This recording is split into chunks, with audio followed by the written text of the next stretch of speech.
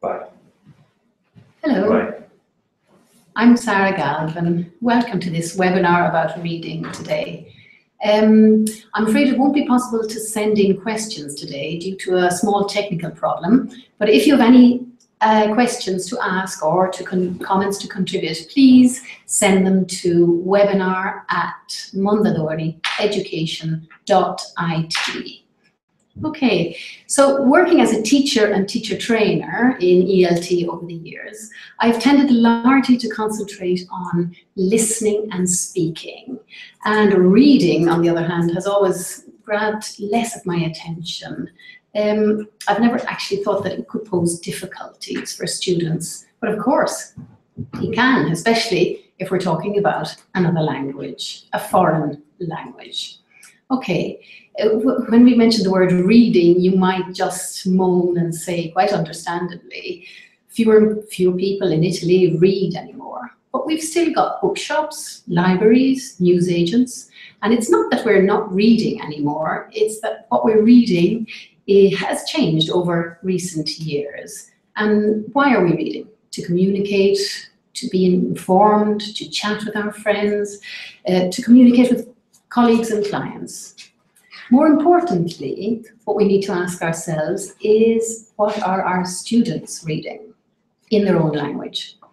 Text messages, text in video games, magazines, articles about well-known celebrities, all sorts of information on Facebook and so on.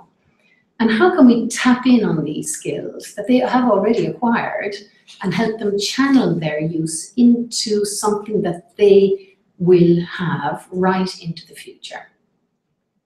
In recent years, we've all seen how important it is not just to speak and understand in English, but to be able to read signs, notices, research a topic of interest on the internet.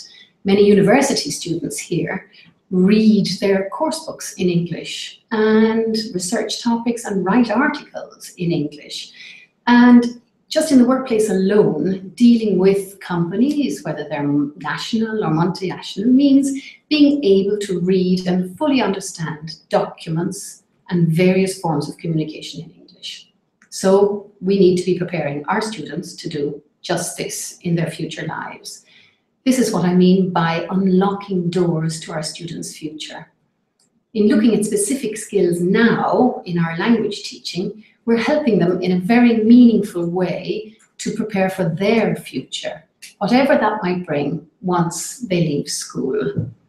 And I'm not talking about reading literature texts. No, that's way down the line. I'm talking quite simply about tackling reading at a very early stage, putting it into manageable chunks and equipping students with diverse reading skills that they will be able to carry with them into the future, whether it's to schools, universities, or even jobs, skills for life.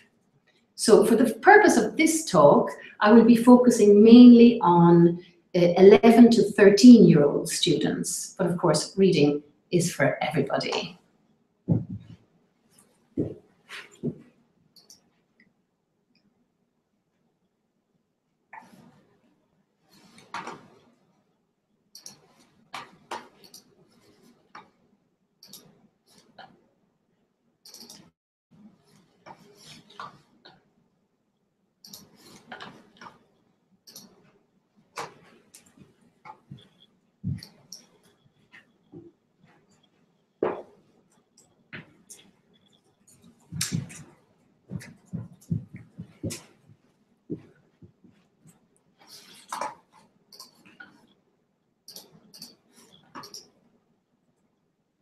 So why should we be focusing on reading?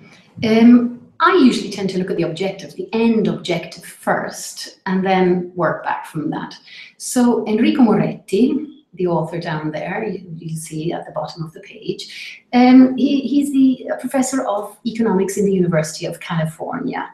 And in a recent book of his, he mentioned the following. He made the comparison about work yesterday and work today. In the past, good jobs and incomes were mostly linked to the production of manufactured goods. Nowadays, good jobs and salaries come increasingly from the production of new ideas, new knowledge, and new technologies. Physical factories will keep losing importance, But cities with a large percentage of interconnected, highly educated workers will become the new factories where ideas and knowledge are forged. So what are the facts at this point? Well, a key indicator of educational progress normally is the extent to which schools are successful in preparing their students in terms of literacy in their L1.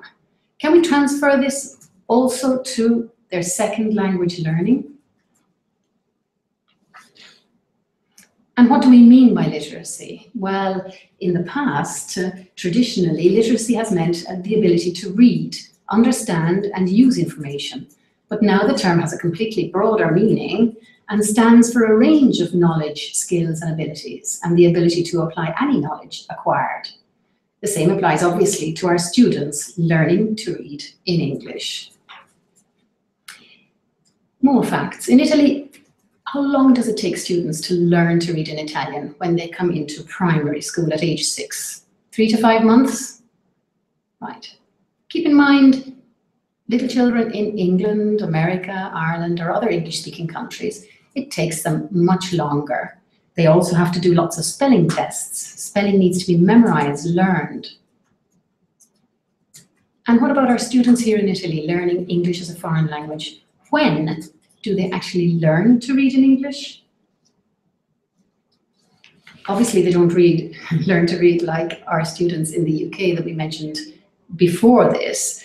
But we've got to keep this in mind when they enter, for example, the Scuola Media at age 11. So, just like at the start of any school year, we need to start at the beginning. Maybe discuss it together in their own language. You know, you might use the word reading and they might moan. What kind of a reaction do they have?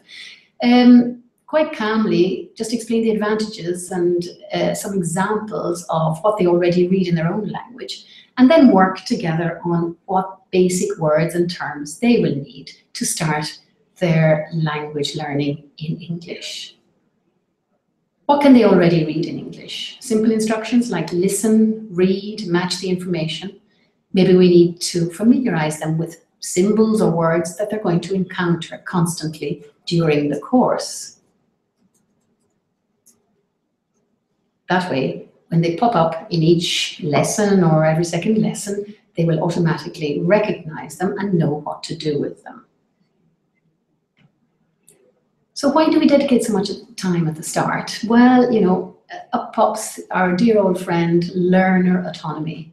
If our students know how to organize themselves, if they know what to expect and what to read from the start, they can gradually learn to read simple instructions, short texts, and then obviously the implications are if they can work independently, even for a short space of time, this gives us, the teachers, more time to move around the class and monitor generally what's going on. We must keep in mind, however, that our students are learning to read in English. So, you know, reading and understanding what we're reading is going to take some time. So we can't just throw them into reading a text. Perhaps we need to use the text we have a bit more creatively. Use some words or pictures, for example, around the text. Why words? Well, words are vocabulary. They prepare the students for reading. They prepare them for speaking and listening, obviously, as well. But if they learn some words, they then are prepared to meet them in a text. Pictures, well, we're all curious, so I think our students' attention focuses first on those and then perhaps next on the text. So let's use the pictures to draw our students in. In something like this, we may be tempted to just let them get on with it and do the exercise. But how about, first of all, focusing on the words themselves, on even the title, feelings. Listen to the sound of each word. Listen and repeat together. Listen again and practice. Insert the words in the spaces around the page and then perhaps compare together in groups. We may want to do an easy exercise or a less easy exercise.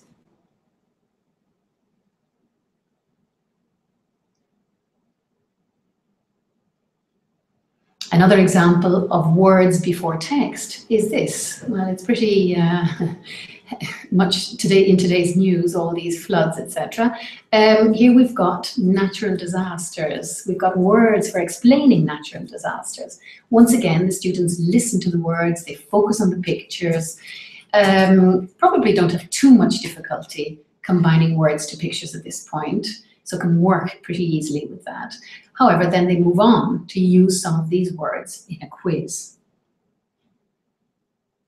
So labeling, notes, quizzes, these are all forms of reading. Let's remember that, because the more variety we have in reading, the greater the exposure to all words and text in English. And then our students become gradually more efficient and probably more flexible in what they read and in how they read. When we get to reading text, I feel very strongly about the fact that we mustn't just dive in to write a text, to read a text. That indeed no one skill exists alone. You need time to think. Our students need time to absorb a word, a title, think about a topic, maybe discuss it, maybe exchange opinions, whatever. They need time before they can actually react and form an opinion, perhaps read or write. With a page like this, for example, again, it's necessary to take time, maybe focus on a label. What's your favorite film?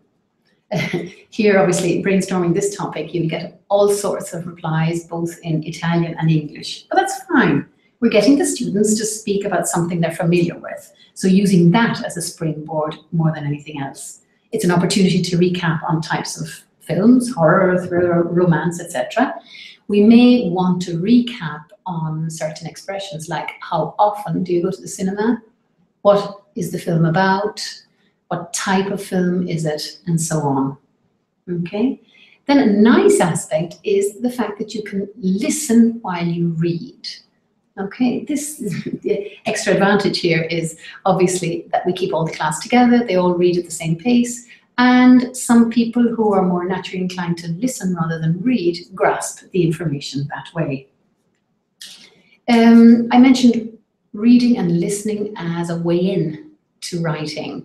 Then obviously you can focus on some aspects of style, form. You can correct some errors. Again, it's reading, this in Italian, this in English. And moving on then, after everything has been discussed, opinions have been exchanged, etc., then your students may feel more ready to plan, write, and check a piece of written material. They've got a guide to follow, and therefore they can put it together slowly themselves or in groups. If you don't plan, however, please be prepared to have an incoherent and disorganized text. The fact that it's written in step-by-step approach here really does help the students. Again, they're reading and listening in order to write. The key area being reading, of course. So just recapping there, reading a title, brainstorming, pre-teaching useful words, focus on writing style, and help. By reading a writing plan, help students to organize their work step by step. Class surveys are also extremely useful for getting a discussion started. But again, we can't just jump in. Often they need to have time to absorb the information. So in something like this, perhaps just focus on the graph. Get students to focus on the text in the graph. Our future. How many plan to leave school at 16, go to university, have a good job and a house, learn to drive at 17? Assess this, taking time out to discuss it with the students. Reading graphs, of course, is a preparation for the future. If we work on the supposition that not all reading texts in the future will be in paragraph form or in books, this type of reading for information encourages students of different abilities, maybe those who learn better through visuals, for example. Reading and interpreting different types of information gives students wider scope for reading texts they're going to encounter in the future. Obviously, today's language is important, okay? So we've got to ensure that the language we're using with our students is up to date. It's often interesting to brainstorm at the beginning of a lesson new and curious words. For example, gadgets, what are they? What gadgets have you got? They may have heard the word gadgets before. So it's nice to use that again as a springboard in order to focus on an exercise of this kind. Okay, this ends up with a type of project. But before that, students discuss what gadgets they have. They compare gadgets between groups, which ones are useful, which are cool, which people dislike, for example, and different people choose to write about a different gadget. Having done that, however, they've got an opportunity to read again, but not their own writing. They read their partner's writing and check it for punctuation, spelling, word order, interesting vocabulary. They might even get some bright ideas. You can carry that further, add photos of your gadget and make a display around the class. So, interesting project for the students, especially, 12-year-olds to be working on, and gives them a chance to work with the language that they're using and learning.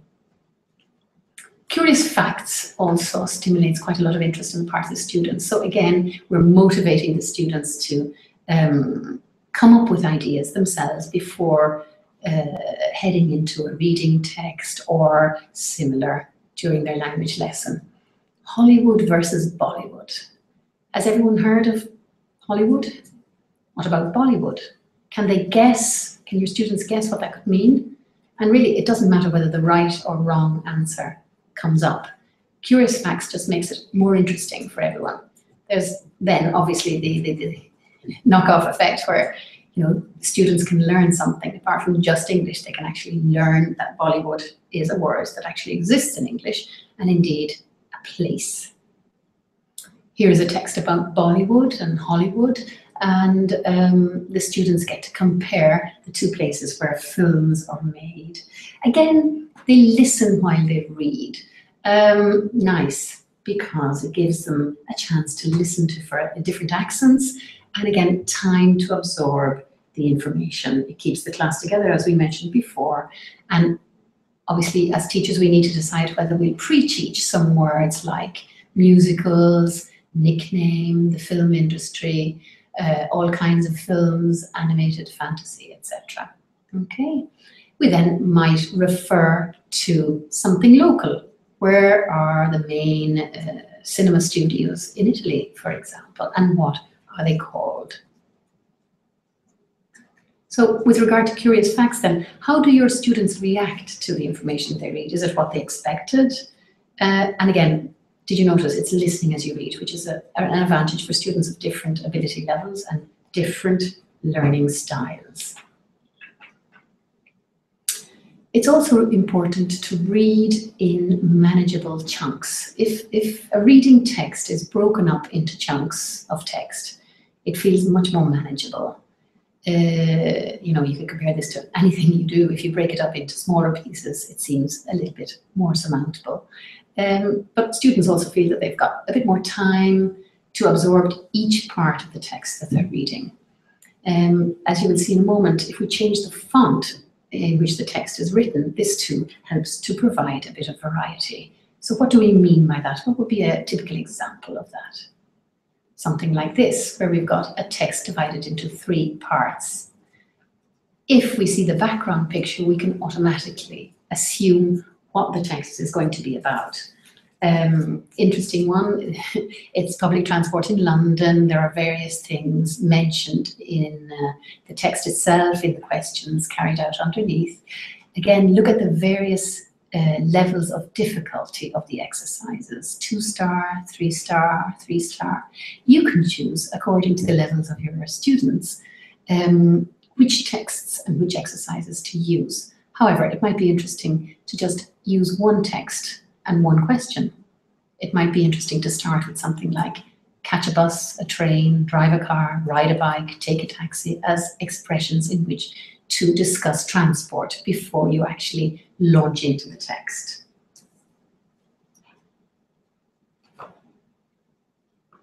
Okay. As I mentioned, it's very important to relate what students are learning to our world.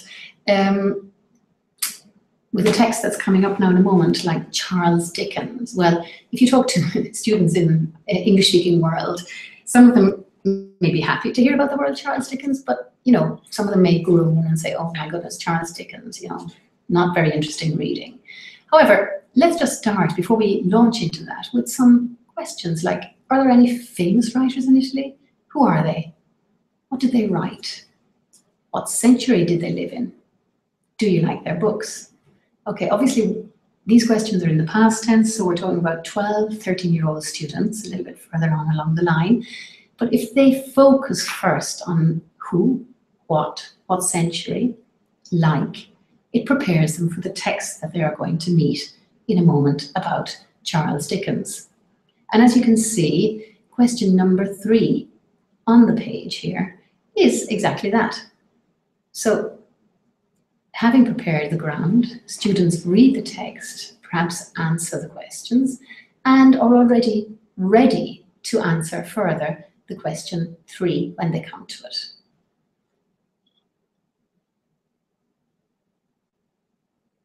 Okay. It's always nice to think about dreams and dreaming. We all love to dream, and so do our students. We like talking about our dreams and ideas, what we would like to do in the future, good dreams, bad dreams, etc. When I look at something like this, what I tend to do is tell the students, for example, to close their eyes. Imagine a map of Europe. Can they locate any countries in Europe? Can they say the name of the countries in English? Well, you know, they may remember some of them, the more typical ones like Italy, England, France. Let's see how many of them in the whole class, which typically are 23, 25 students, how many of them can remember names of other countries. So already we're revising names of countries. Then, still with their eyes closed, get them to imagine where they're traveling to, from Italy up through Europe. Where would they like to go? What does it look like? How many different countries are we talking about? Where would they like to travel to? And once then they open their eyes, have a look at this map, see the names of capital cities around Europe, and in a group decide one place to research. Find out about places to visit, typical food and drink, place to stay, something to do in the evening. Following on from that, with all the information gathered together, it's quite nice if they can work on something short, some written form of work, a paragraph, a blog entry, invent a series of blogs around the classroom. Here again, they suggest swapping writing with a partner in order to check and correct each other's texts. But obviously the nice part of this is to find pictures and interesting ways of displaying this information. So the springboard here was dreaming, which was pretty easy, but pretty nice and pleasant for students to do. Leading into a reading exercise, leading into a discussion, leading into further reading and writing.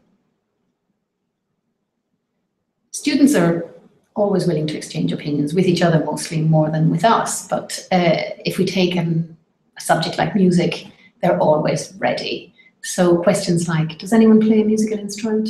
Does anyone play in a band or a brass band, a local village brass band? Who can sing? What musical groups do you like? All these sorts of questions will, of course, immediately stimulate some sort of discussion. Usually in both languages to start off with, but if we can focus it a little bit on one language, they will gradually learn to say things simply in English. So with a text of this kind, it's quite a long text, it's important to have preparation questions of this kind.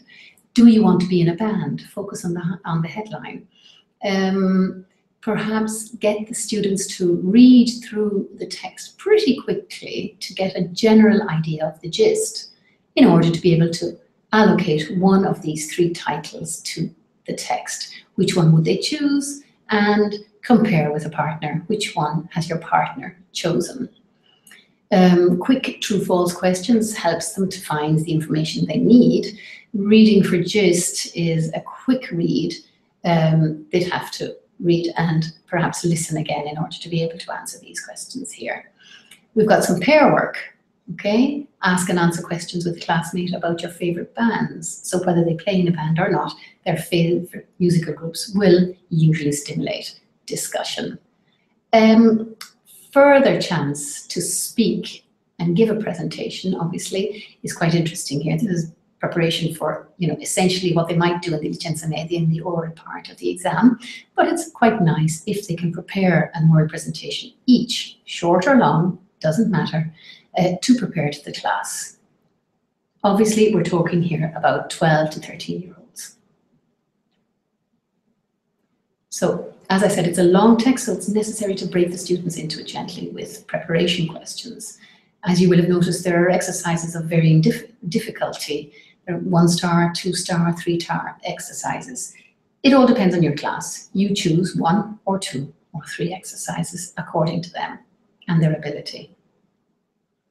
I use headlines a lot to help students to focus their attention at the beginning of a reading text, to guess the content, to maybe pre-teach or prepare for some vocabulary or strange vocabulary that they might come up with, or that they might encounter in the text. Even a very small headline can tell you a lot about a text. Something like this, for example. Even though this is a predominantly listening exercise, we've got quite a big title here. Eco family fills 1 bin in a year. So we may have difficulty with eco, fill, bin. So again, the title alone gives us the key vocabulary for what students are going to read, and in this case, listen to in a few moments. Listening, remember, isn't just listening, it's also reading as well, checking your answers to certain questions, checking you've understood. Again, reading is vital here. So just to recap there for a moment, it's necessary when we're dealing with reading to, 1, keep reading in mind. It's not as easy as it seems. So keep it simple, especially at first. Take your time. Don't just dive into a reading text. Take your time to explore a headline, a word, a picture before going into a reading text. Words and pictures are so useful and will help students to be motivated, to be curious about what they're going to read. Variety means, again, keeping up motivation on the part of our students. Any opportunity there is, it's nice to listen while reading. It's useful for the students. They can hear the correct pronunciation, they can hear a different accent. Reading and listening to single words, as we mentioned before when we were looking at vocabulary before reading a text, gives students a chance to understand the words, but practice their pronunciation also. Language must be pretty up to date, so just check that it is. Gadgets, etc., you remember from the presentation today, is a word that's used in everyday language. Curious facts will stimulate students' interest, and talking about dreams, obviously, is another way of getting them focused and channeling their attention into a reading text. If we break a text up into parts, manageable chunks, it makes it easier for the students to manage. If we relate things to our world, so Italy in this context, it helps students to use that as a comparison, as a yardstick.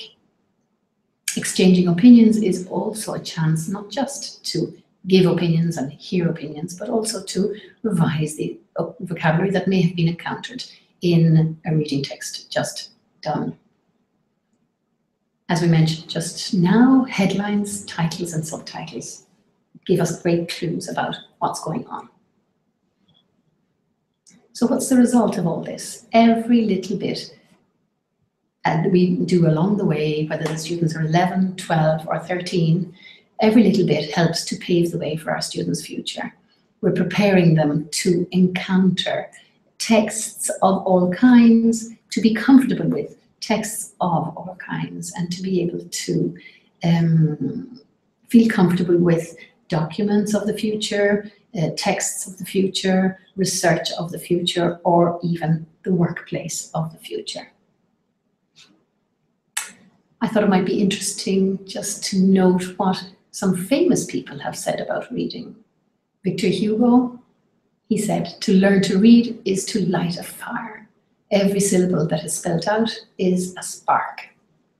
C.S. Lewis, you know him from the Narnia series, he said, "We read to know that we are not alone." Harry Truman, US President, said, "Not all readers are leaders, but all leaders are readers." Thank you, and happy reading, everybody.